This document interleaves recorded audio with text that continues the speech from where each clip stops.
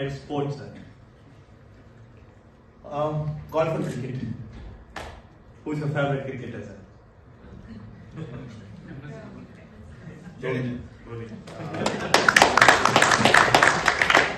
What's your favorite book, sir? Okay. There is a book called Team of Rivals written by a person called David Halberstam. It's a great book. It's a book on sports. It's a book on team spirit. It's an American Scully. Rahul Dravid recommended this 10 years back in an interview. I purchased it then and read it. A book that I look up to in my tough times also. Such a great book. Thank you, sir. Thank you for sharing this. I'll start reading that book, sir. Team of Rivals, David Halberstam. Sure. Thank you, sir. I guess it's good for the audience to make a note of that. What's your favorite quote, sir? Or we call in Tamil, Paramari. What's your favorite Paramari, sir?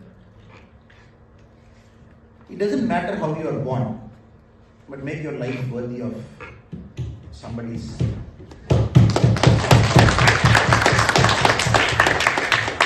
Thank you, sir. Thank you. As a Y20 talk speaker, what message would you like to leave the hundreds of people in this room and thousands of youth watching online? I would say the G20 that is happening in India is a very phenomenal event that is happening throughout the year. Normally when G20 events happen, it is in the capital city. One city, one summit meeting happens, they go back. But our Honorable Prime Minister Narendra Modi has decided to have G20 meetings in 198 venues across the country. And everywhere you see in India now, it is in a festival mode when G20, Y20 or any of the allied components happen. Tamil Nadu, Mahabalipuram, Kanchipuram, Coimbatore, it is happening in Chennai. Likewise, it is happening in different parts of the state. So everywhere people are seeing the global people coming to their nearby areas. So that's the message. So I would say there is a festival that is happening in India. So likewise, since you are outside the country also, I would request you as part of the G20 year, you please take India to the global stage. Have an event, talk about India, talk about our culture, talk about our diversity, talk about our healthy democracy. Make it a point to tell our Western friends also what India is truly all about. And let them get a holistic understanding of our country, because we are not doing it to show off. No, we never do it like the other countries. We are doing it because the other countries can understand they can take something out of India to make their life better. That message has to go. Right, sir. Thank you, sir. Thank you so much, sir. Thank you. The aim of it being to cover democratic indices and along with the student point of view and getting to know you as a student. That's what we'll be covering today. So are you okay to start with the round one, sir? Yeah. Are you guys excited? Yes. So let's begin the round one, the journey, the past, present and the future. So your first question, sir. Your journey began in Totampati in Karur and has taken you to IIM Lucknow and then the Indian Police Service as a Deputy Commissioner of Police at Karnataka. And now it has brought you to Kamalalayam as the State President of the BJP, Tamil Nadu. What has propelled you through your journey in public service? Thank you, friends. Thank you to Vasigaran, Sriram and Vijay who are here. And my special respects to Professor Sudarshan Ramji and Madam Hema and all the eminent guests who are sitting in the front row and all the student friends and Tamil diaspora who are sitting across this classroom. Thank you so much for coming. At the outset, my apologies. We are starting about 20 minutes late. We are traveling from London, got stuck in the traffic there. There is no direct answer to this question because I think many of you are at this point of time in your age. You have come for masters, some of you have worked other places. Again, you have taken some time out. Again, you have come for masters.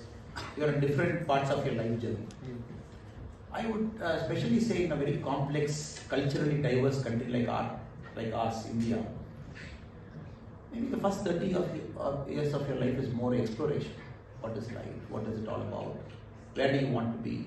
Trying to discover why you are on this planet. Out of the 625 crore people and 142 crore Indians, it is just not an accident that you are born in India. Just not an accident that you are born at this particular point of time. So it is more about trying to understand what do you want to do with your life. So that journey takes a long time. I keep telling my young friends, if somebody tells me at the age of 20, they are very clear this is what they want to do in life, I keep telling them, maybe you haven't seen much of life.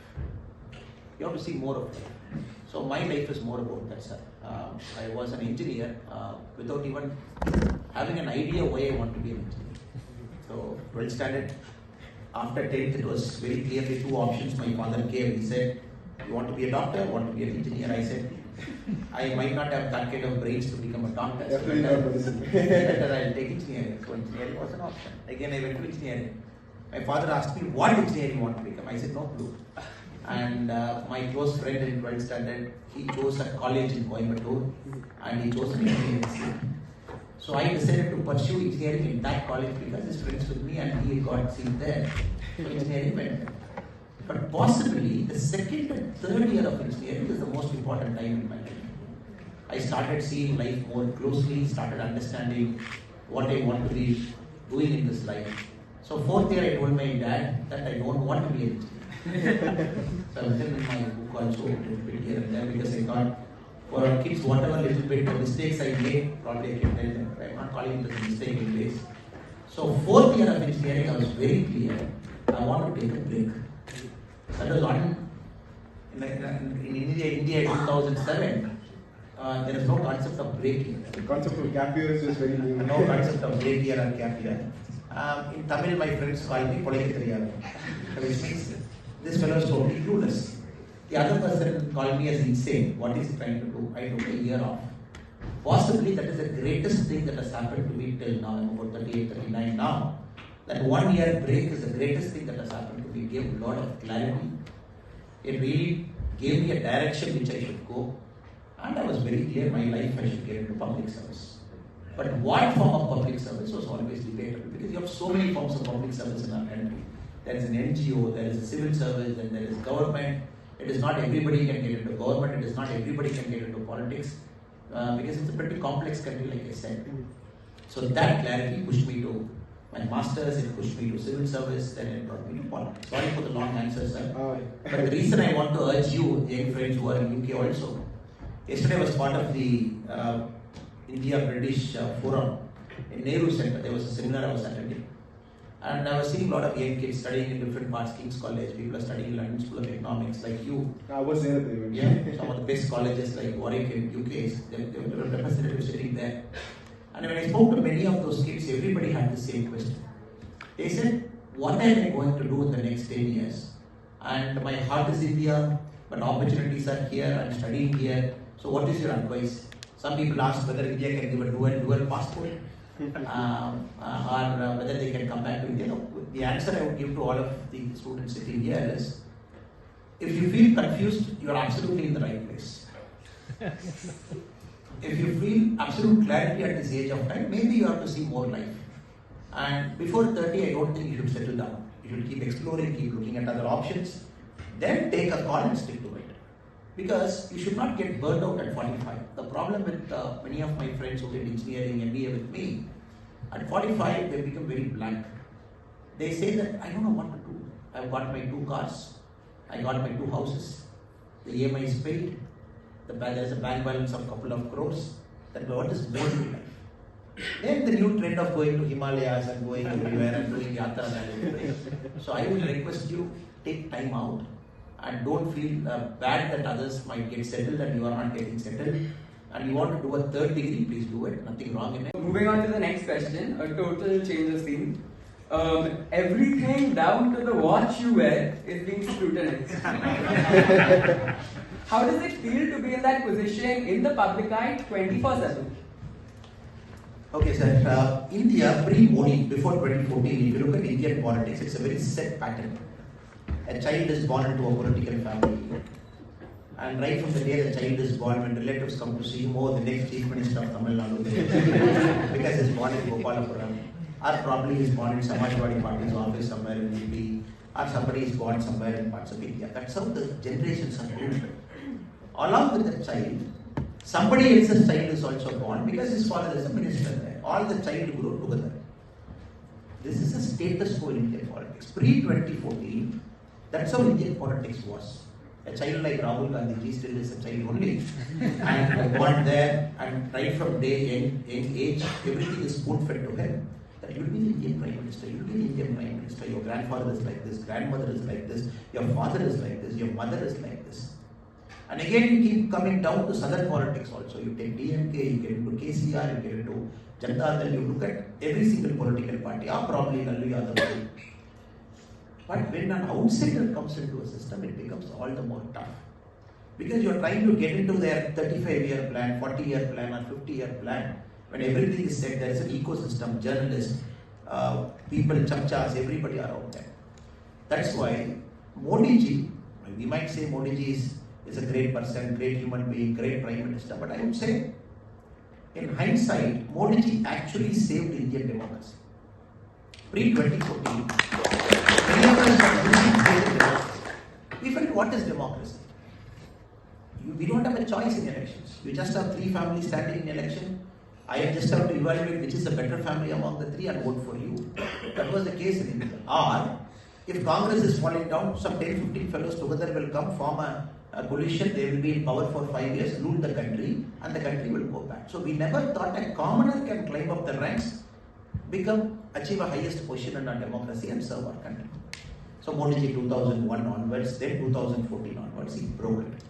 Now there are millions of people like me. It is not me. Right at the panchayat level, right at the municipality level, right at the MLA's level, a lot of people, first generation, they come in. Family doesn't have any smell of politics. Family doesn't even have 1% role in politics. And my family is just a mute spectator standing in the queue, looking at the options, voting and coming. When you come in, you disturb everybody there. And by nature, I also don't keep quiet.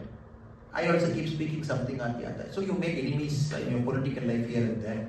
So naturally what happens, everything becomes scrutinized. How you live your life, what do you speak. So I wouldn't say it is tough, but it gives me a lot of extra responsibility to live my life well. Because I have decided that what am I inside, let me speak out openly so that there is no conflict for anybody who sees me. Because I represent a party, I have to carry my party's ideology. I have to be extremely careful of the words I speak. At the same time, as an individual person, I felt the best way to come out of the scrutiny is to be true to myself. I know I have some faults, it's absolutely okay. If I'm staying true to myself, people will say, okay, Annamalai is okay here, Annamalai is not okay here. Let me give them that clarity instead of trying to put a face that is actually not my true face. Because you have to understand my mind also. Because if my mind gets conflict, I get into stress mode. If I get into stress mode, I can't perform. So I have decided over the last 7-8 months, let me be brutally honest. In the process, if I ruffle some feathers, it's okay in politics. And long term, my job in Tamil Nadu politics is more like a ship that goes before a big ship. If you look at the Scandinavian countries or the North Pole oriented countries, they have an icebreaker ship. The icebreaker ship's role is more critical than the tankers which comes behind it. Because the icebreaker has to go break the ice and clear the waters for the big ships to come. So the role that me and many leaders in Tamil Nadu we are doing for BJP now, we are performing the role of an icebreaker ship. So natural damages will come, bruises will come, blood will flow. You have to take some body blow. It's okay. But possibly the guys who come behind me, the path is clear for them. That's how I look at politics. So it doesn't actually bother. The extra scrutiny doesn't bother. Wonderful. In a sense, it gives the impression that today we walk so that tomorrow people can run, and I think that's amazing. Can we have a round of applause for that?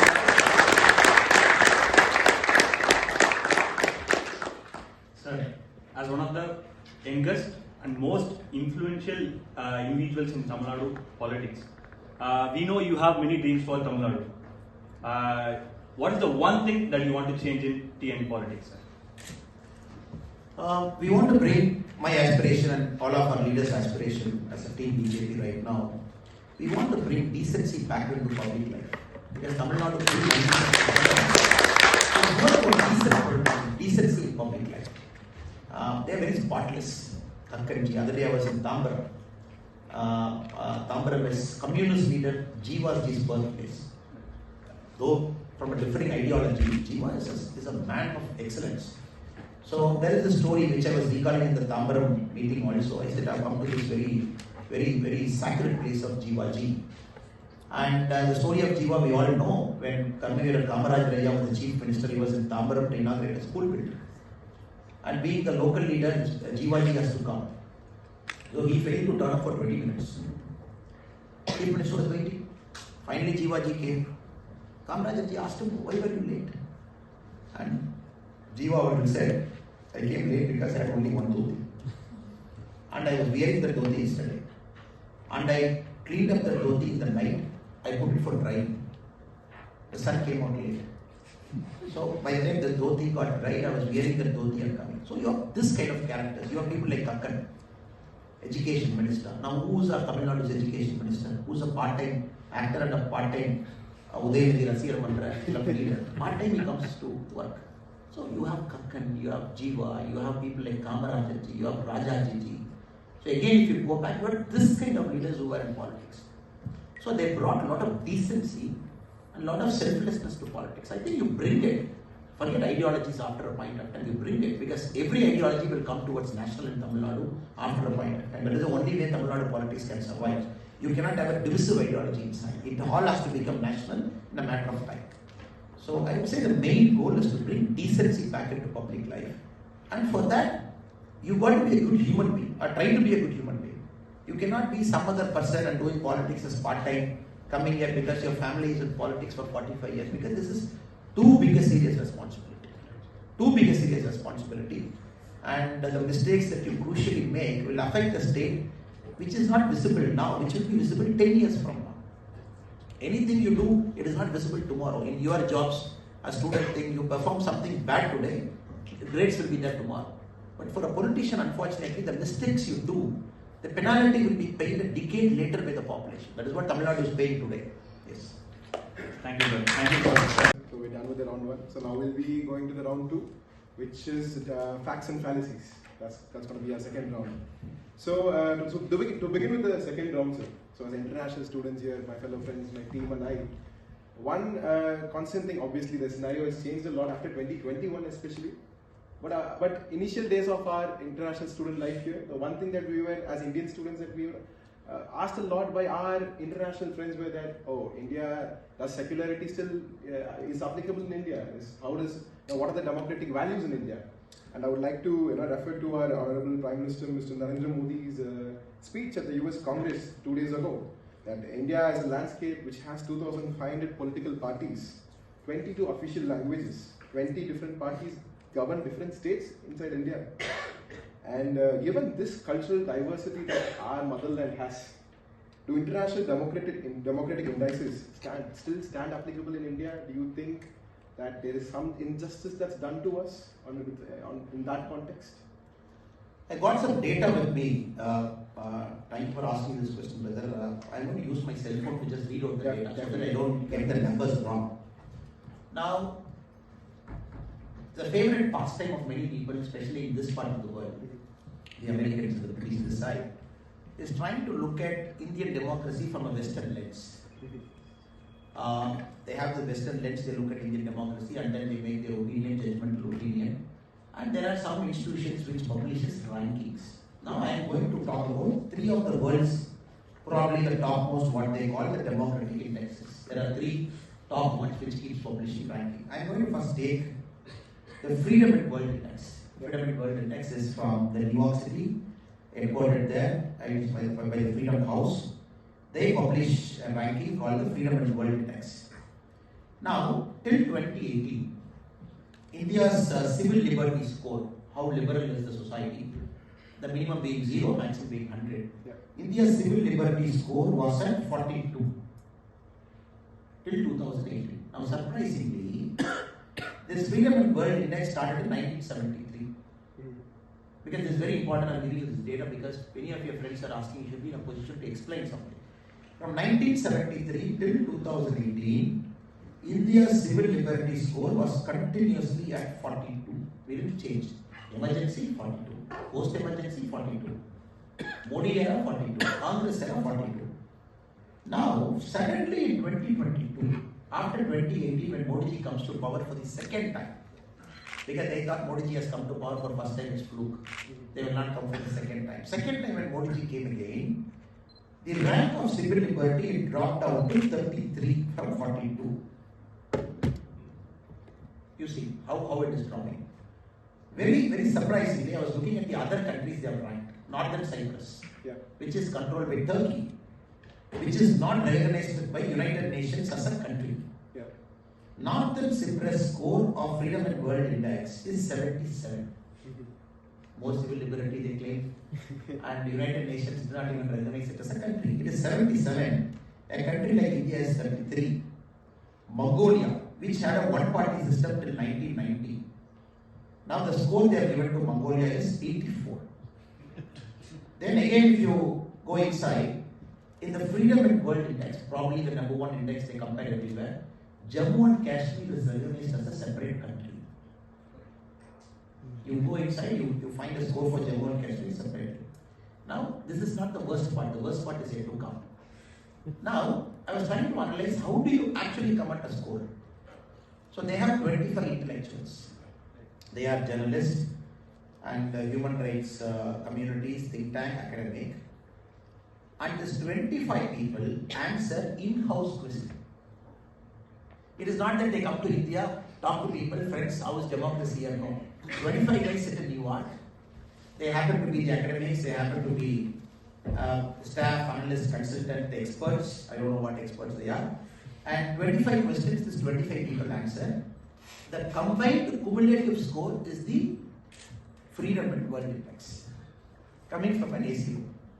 It is like going to Taliban, asking them to give a certificate for themselves. Taliban will say, oh, we protect women like anything. There is no comparison to us. So this is one score for you.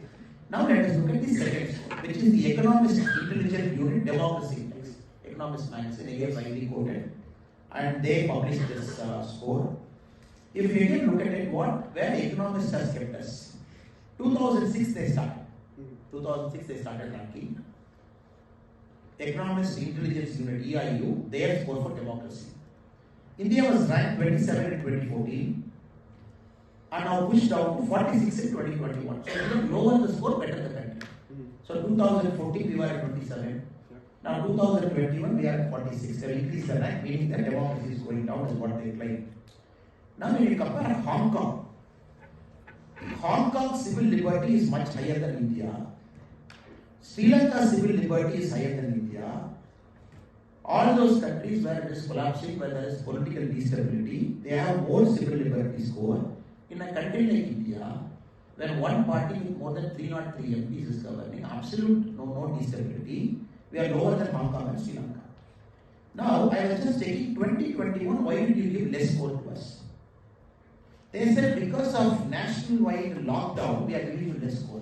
Now I would tell my economist friends, for me life is more important than liberty. Peak of Corona, how can we run a country without locking it down? For locking down the country, if you are restricting the score, what happened to Americans? Yes, America, economists has given higher score because America did not lock down. But how many people died? So this kind of arguments they have in publishing a score. They said 2021 India's civil liberty score has taken a beating because of the nationwide imposition of lockdown. But they are not understanding it is to prevent the spread of pandemic.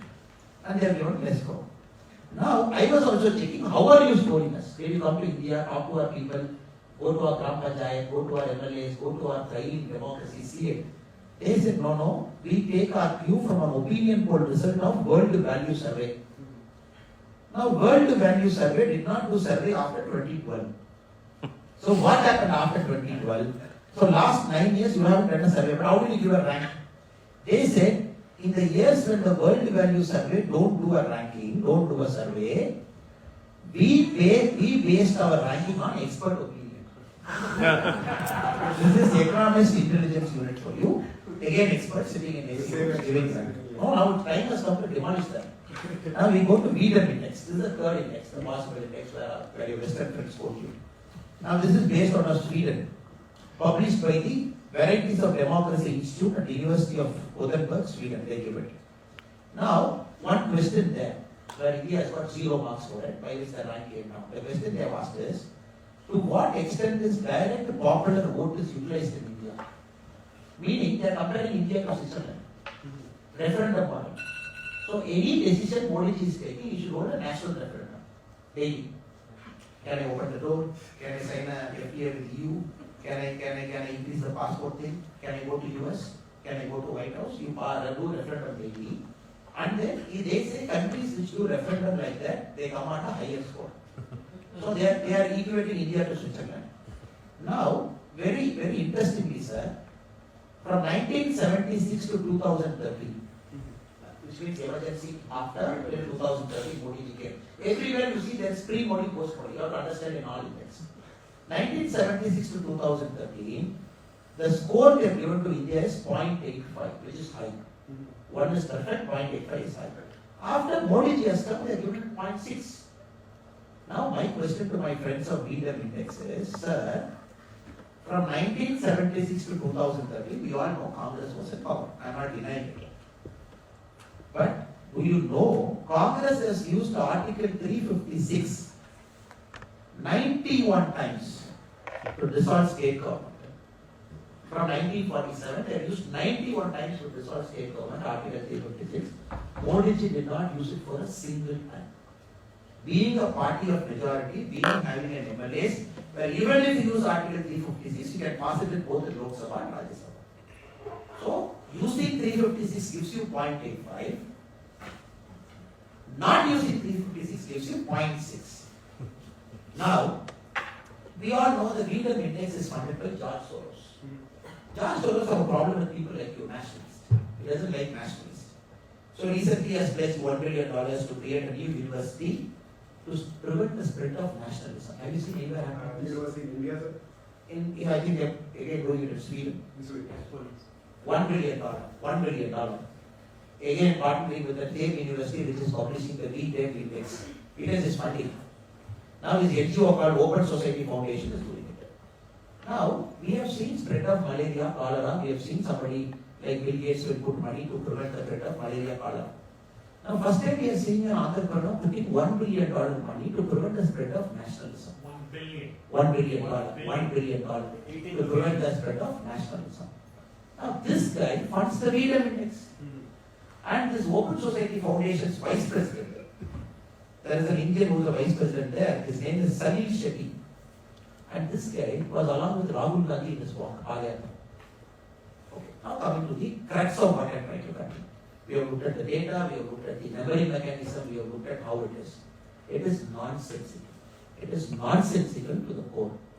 So we have 225,000 panchayats in India. This case cannot even compare to us. All 225,000 panchayats, there is a direct election to the panchayat president. Then you have municipalities, more than 4,000 in India. Then you have more than 4,000 MLAs really elected by people directly. Because I vote for which MLA I want. Then you have 545 MPs directly elected by people. Because of our nature of democracy, the MPs elect the Prime Minister. So, but in a country like India, we all know I am voting for Modi. Voting for Modi means I am voting for the dead.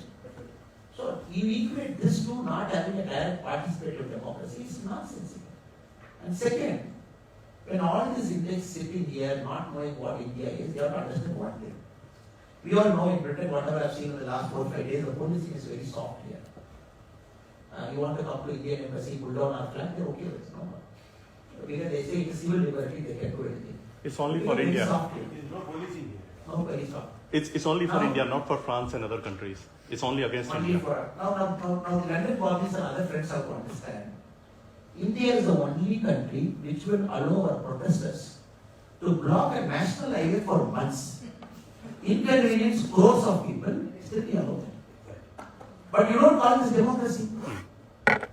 India is the only country where every day, all kinds of protests, all kinds of demonstrations, people can call Modi ji by names, people can go to court with personal civil liberty suits, they can find thousands of suits every day from all kinds of courts. They don't call this democracy. And India is the only country where, possibly in a large country, compared to China and other countries, where the court system is very robust at all levels, the district level. So India has recently surpassed significant economies to become the 5th largest global economy in terms of GDP. How has India's democracy has helped to promote this substantial economic development? Okay, sir. Now you have to understand why are the companies queuing to get to India? Tim Cook, the Apple head, was in Mumbai the other day, and he opened 2 stores. And when a company like Apple enters into a country, you got to take notice. because these guys don't come into a country just like that. Apple went into China in 2008. First time, first store was opened in China in 2008. When China was about $4.5 billion. Today, China is about $13-14 billion. From one store in 2008, China has got 48 stores. Because these guys look at a lot of data, they look at a lot of intelligent data, they try to understand where this country is going to move in the next 25 years, then they come and put their money inside. Because the global corporations don't come cheap into a country. Now, Mumbai, they have entered, 2 stores open. India is about $3.6 trillion now. So, India is taking off, it's just taking off. Now, if you ask Tim Cook ji, probably why is he entering into India? Because it is one, of course, the opportunity of population, 142 crore, and 66% of the population is below the age of 35.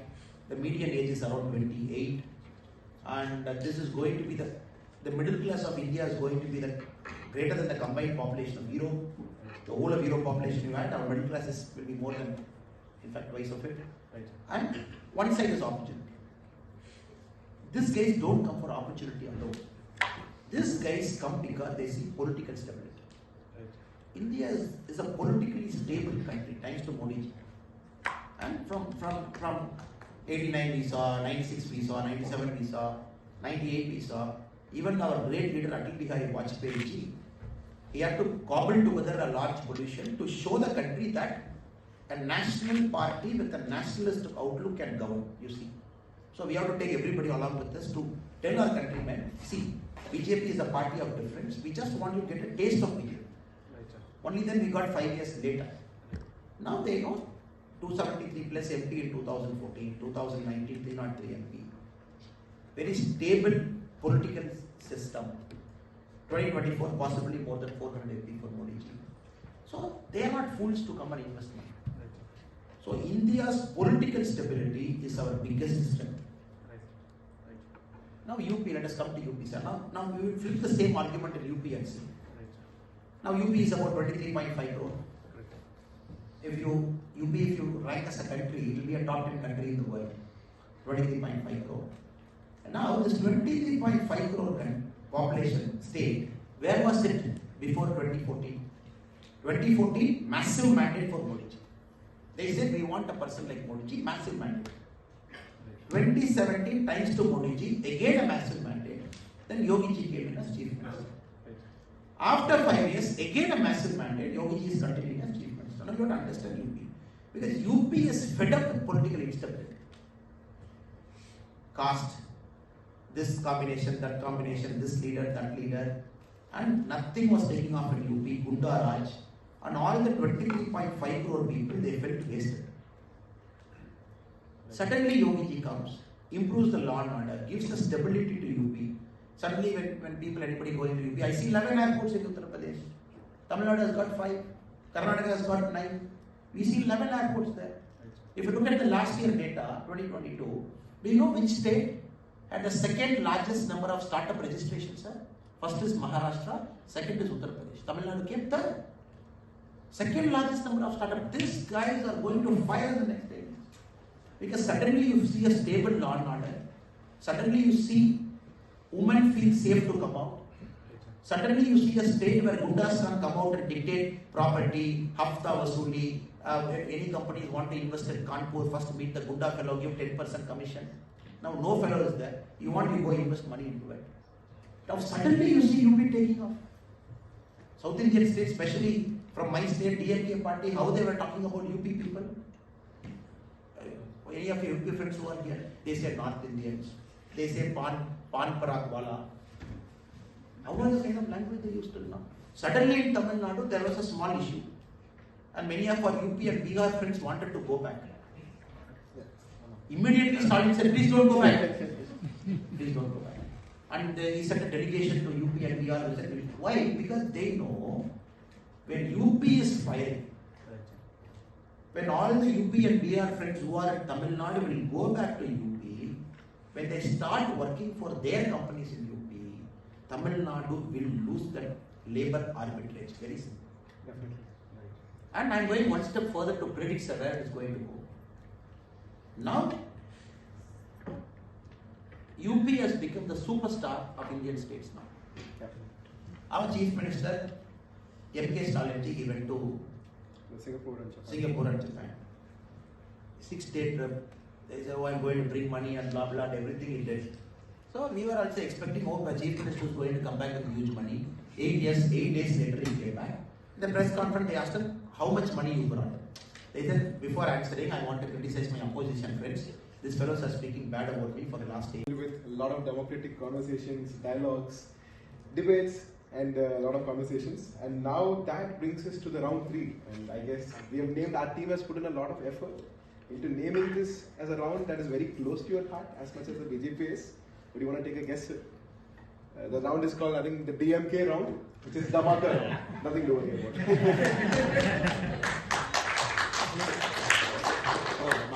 Yes, it's just a Dhamaka.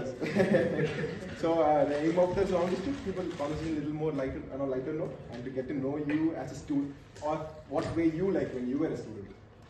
So the first question being, say, as we are in a room with international students and at the University of Warwick, when you were a student and even now when you are in active politics, do you miss home? And what is one thing that you do when you actually miss home?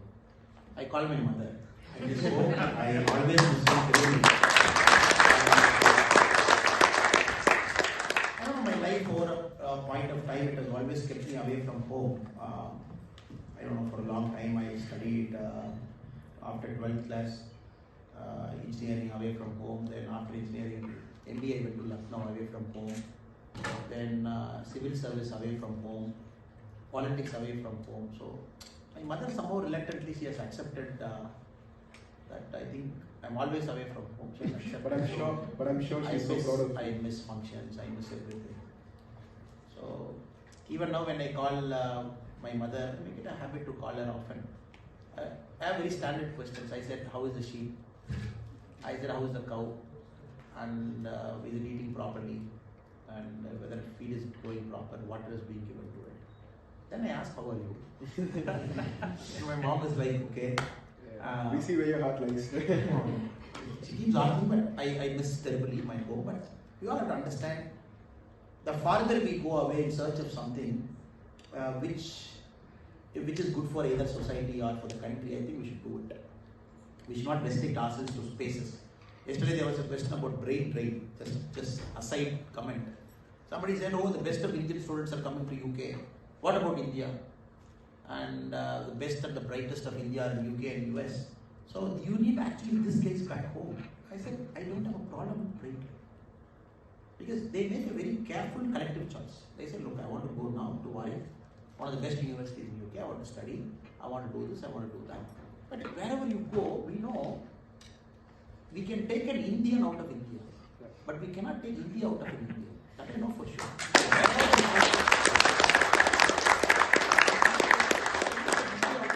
It will be there.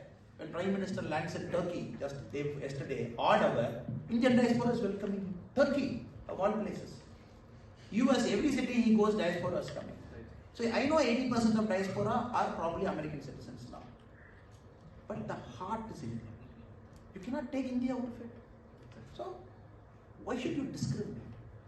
So wherever you think you are happy, you should go. And India will always look out for you. That is why in Sudan, recently, our country is not the old India. Any Indian citizen having a problem across the world, we come search for them.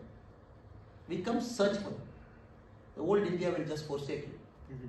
Oh, you are studying somewhere, you are working somewhere, I don't care. Ukraine, 22,000 people, you have a problem, we come search for it. We move heaven and earth to stop a war. We move heaven and earth.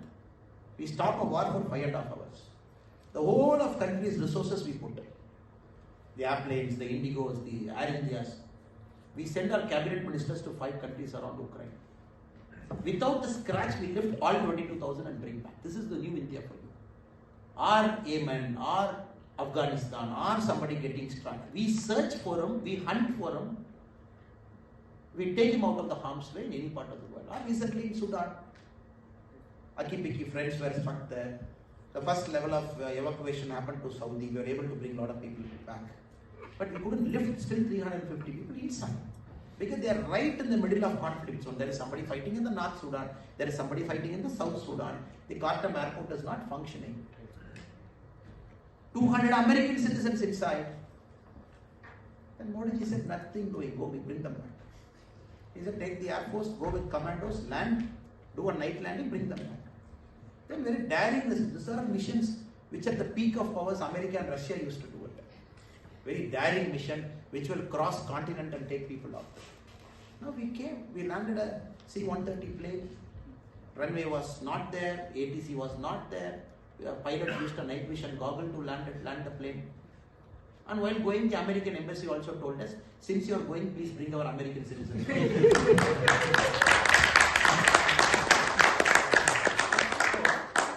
We don't mind it.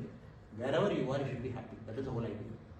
And even if you very grudgingly or beyond your control, you forsake the Indian citizenship, still we will come for you. Not at all. Sir. Anybody.